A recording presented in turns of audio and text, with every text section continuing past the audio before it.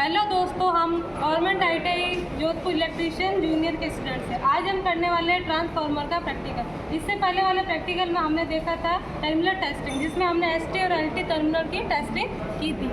अब ये हमारे पास है 1 kVA का सिंगल फेज ट्रांसफार्मर। 1 kVA का मतलब होता है 1 किलो वोल्ट एम्पेयर का ट्रांसफार्मर। इसमें अब हम करने वाले हैं दूसरा टेस्टिंग, यानी कि पोलैरिटी टेस्ट। इसमें क्या होता है कि अब हम इसको देखेंगे कि कॉमन टर्मिनल कौन सा और डिफरेंट टर्मिनल कौन से। कॉमन टर्मिनल से हमें ये पता चलता है जो हमने सप्लाई दी है, अगर उससे अधिक सप्लाई आती है, इसका मतलब हमने कॉमन टर्मिनल टेस्टिंग की। और अगर जो हमने सप्लाई दी उससे ज़्यादा सप्लाई मिलती है हमें, जिससे हमें पता चलेगा कि हमने डिफरेंट टर्मिनल टेस्टिंग की है। अब हम ये कैसे देखते हैं, ये सप्लाई को हमने टर्मिनल के अंदर डालना है। ये हमारी सप्लाई जिसको हमने पैरेलल में डाला है। अब इसको हमने ट्रांसफार्मर के 2 टर्मिनल्स में डाला है। अब इसको हम डायग्राम के थ्रू आपको समझाते हैं। ये हमारा डायग्राम है। सबसे पहले हम कॉमन टर्मिनल टेस्टिंग करेंगे। देखो, सबसे पहले क्या होता है, जो सप्लाई होती है उसको 2 टर्मिनल के अंदर डालना है, जो कि हमने डाल दिया। अब पहले वाला जो टर्मिनल है उसको सेकेंड वाले ट्रांसफार्मर के टर्मिनल से ऐड करेंगे।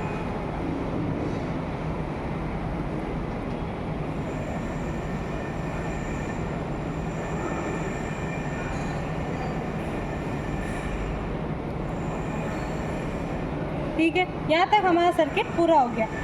अब ये हमारा वोल्ट मीटर, जो कि ये हमारा वोल्ट मीटर, ये MI टाइप का। MI का मतलब होता है मूविंग आयरन वोल्ट मीटर, जो AC DC दोनों पे काम करता है। अभी हम हाल फिलहाल AC पर काम कर रहे हैं। ठीक है, अब इसमें वोल्ट मीटर का एक टर्मिनल इसमें डालेंगे हम, जो कि ये कॉमन है।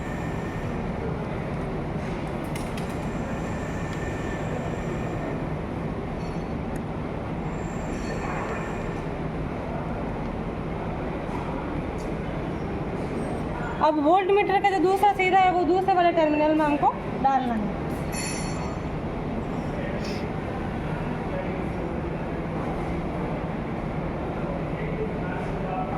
अब देखो, इसमें रेंज दे रखी है 150, 300, 600। अभी हाल फिलहाल हम 240 वोल्ट सप्लाई दे रहे हैं, इसलिए हम इसको 300 में डालेंगे।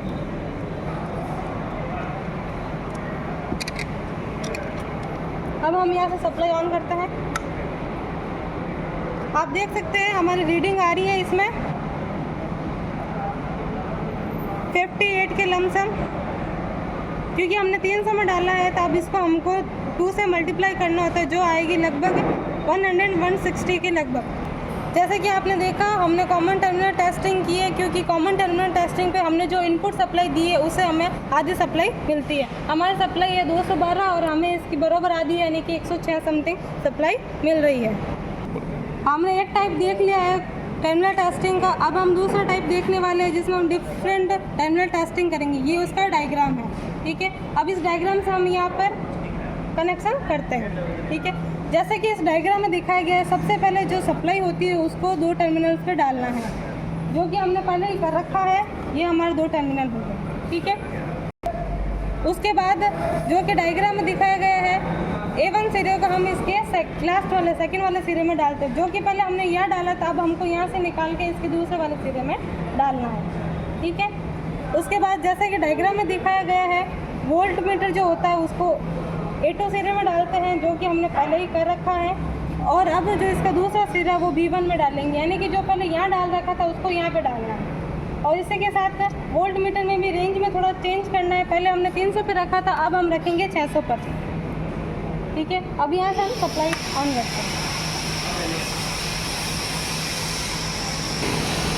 जैसे कि आप देख सकते हैं हमारी रीडिंग 81 आ रही है। इसको जब हम 4 से मल्टीप्लाई करते हैं तो आता है 324, क्योंकि हमने डिफरेंट टर्मिनल टेस्टिंग की है। इसमें क्या होता है, जो हमने इनपुट सप्लाई दी उससे 1.5 गुना हमको वोल्टेज मिलता है। हमारी सप्लाई है 212, इसका 1.5 गुना लमसम हमको 324 के करीब मिल रहा है। इससे हमें पता चलता है कि हमारा डिफरेंट टर्मिनल टेस्ट है।